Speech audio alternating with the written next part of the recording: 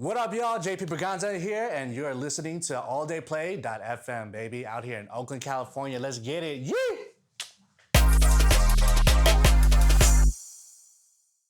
At my vantage point, where DJ culture is at the moment, it's everywhere. It's everywhere and anywhere, and I think the sooner people are able to see that, the sooner we're able to get our bag from anywhere and everywhere. So it doesn't have to just be in nightlife anymore. It doesn't have to just be in weddings, you know. I mean, people could go the corporate route as well, but the thing is that, like, it's on the internet. Everybody can see how you play, where you play, what you play. And the more you're able to broaden your audience that way, I feel like that's where DJs are able to get a bigger bag for themselves. The reason why it's that way now is simply because of the internet. That's really it.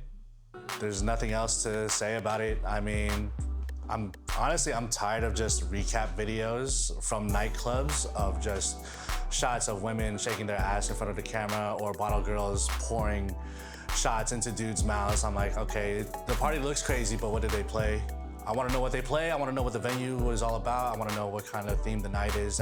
And I could study all of that just by watching the sets that people put up on the internet a whole lot easier. And the thing is that, like, if I would just watch the set and I see the vibe of the place, it makes the decision a whole lot easier to go or not go for me. I've been leaning a little bit into more theme sets lately, especially just recently for people that know. Whenever I'm playing in a different spot, it's always open format for me because I'm the type of person to just listen to everybody, no matter where I'm at in the lineup. So I just don't repeat, honestly. And I also want to see where the other DJs carry the crowd and carry the vibe, so I could at least match that and then take it my own way sometime else in the set, or just completely just fit the theme of the whole night for sure. When I was throwing events back in Vallejo, there was really no theme for the night. It was purely just a space for DJs to play how they wanted to play, because there was just no pressure for me to sell tickets or drinks or anything like that. And that's because I'm not playing in places that require to sell drinks or tickets or anything like that. So when I'm playing in more traditional spaces, I just try to fit the assignment as much as possible, and I just play my role, honestly. It's just a whole lot easier that way. It's a whole lot better that way. And the thing is that people have seen what I play already on the internet anyways. They're booking me for me, and they're booking me for what I can do instead of, I guess, my numbers or whatever, or the type of people that I bring. So yeah. Ooh, favorite set times is always opening and closing. Being Filipino, I'm just the type to welcome people in and kick people out. When I am kicking people out, it's just more like, hey, hope you had a good time. Here's a little bit of food for thought with some nice tunes over here, some slow jams. Bring a lady home or bring a friend home. I think it's the most creative parts of the night, actually, because when you're doing headliner, you just gotta hit them with banger after banger after banger and make the party a whole lot more hype that way. But I feel like I just like the challenge of opening and closing, honestly. Best 3 closing songs. As of right now, it's Folded, Wasil remix, right? The Confessions edit. Clarity by Zed, the Mr. Fanatic remix that's out on SoundCloud. Third one would just be like Burn, Usher.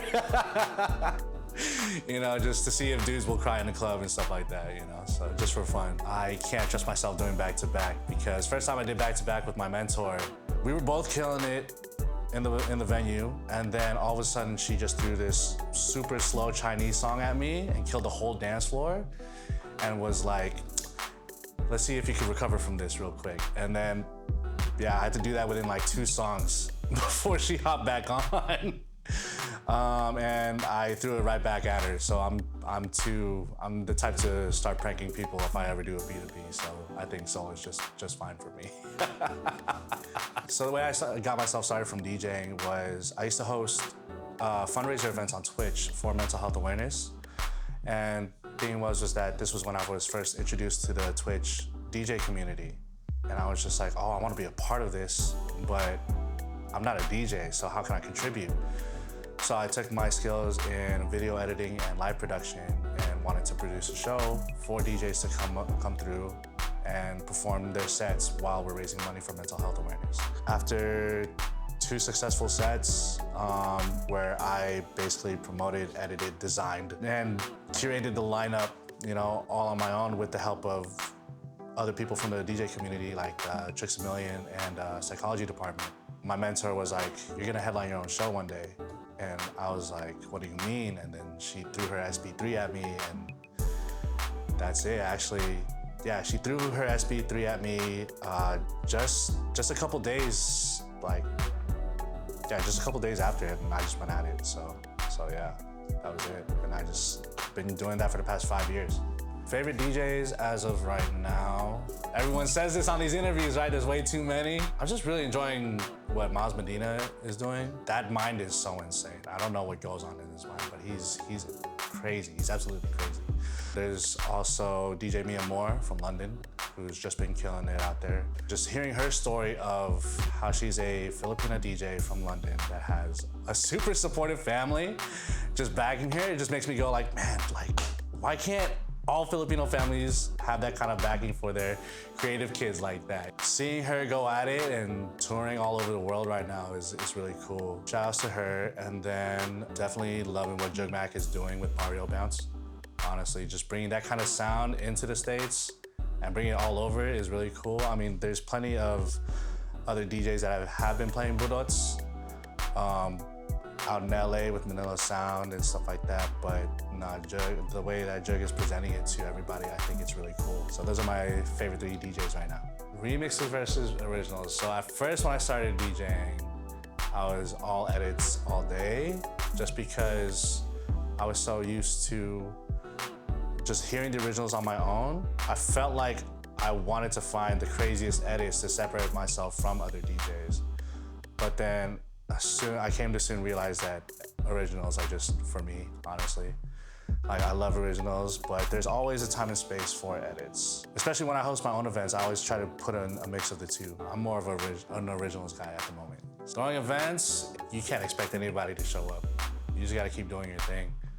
That's really it. I mean, there's been times where I've thrown an event where it would pack a whole house, and there would be a time where I would only have 3 people show up. You just gotta keep it going. If you feel like it doesn't work out, you just gotta keep pivoting no matter what, wherever you go. So like this past year, I've pivoted like 4 different times, honestly. It's been working out. I just gotta stay creative with how I wanna keep hosting and just presenting myself to people as a DJ and as an event host. Yes, sir. The viral Seafood City moments that have been happening as of late. At first, the way it happened was that I got this one comment on TikTok where someone said I should be DJing at Seafood City because I was playing OPM music at a driving range. And I was like, oh, that's a stupid idea. Why would I ever do that, right? And then right after I said that, I was like, oh, that's a stupid idea. I should do that, right? So I ended up screenshotting that comment and then tagging Island Pacific, Jollibee, and Seafood City all in one story. I was like, hey, would you guys like for me to DJ in your store? First one who hits me up has me, and within like 5 hours, Seafood City hits me up about opening for the Daly City one. But I was just like, no, it doesn't make sense for me to do that because there's so much history in Daly City. So it just makes sense for a Peninsula DJ to open the store first before I even think about playing there, right? Then that's when they hit me up with the Late Night Madness idea and how they wanted a night market inside the store. And then I realized, oh my God, hold up, this could be a thing. I just ended up curating that set list that I recorded a specific way to where not only we would listen to back when we were doing Filipino house parties, I also wanted to let the employees in on the fun as well. Because if the employees were jumping, the whole house is gonna be jumping. That's where all those viral moments came from, because I was just catering to everybody and everybody just enjoyed the tracks that I was playing. And the fact that VST and Company is going triple platinum right now after all of this, it's really cool to see. So people are trying to call it a trend, but for me, it's more like a movement. I'm watching people being so proud to be Filipino all around the world now. People from outside of the States are wanting in on the fun too, so it's been really cool to just watch everything after I played for them. So yeah. What makes a song perfect? I have to feel it first and foremost, but when you're playing in public, you also have to realize that it's give, and then take. You gotta make sure what you're giving is what you're loving as well. I don't mind playing Up by Love Rants like every single set I go to in certain spaces, you know, because I enjoy it too. But and if people want to hear that, then I'll make sure that they hear that. I'm just thankful I have a wide range of taste in music to just be able to enjoy any of those songs that I do like. Like I have so many guilty pleasure songs that are just in my library right now that I just want to play for everybody and make them go, oh my God, I haven't heard this track in so long. I think that's another thing, is the cool part about DJing and playing songs you like is reminding people how much they love that song. That's the cool part. Yeah, so whenever I just get someone just go like, oh my God, what is this song? Or like, oh my God, I haven't heard this song in so long. I think that's more fun than just simply giving people what they want, honestly.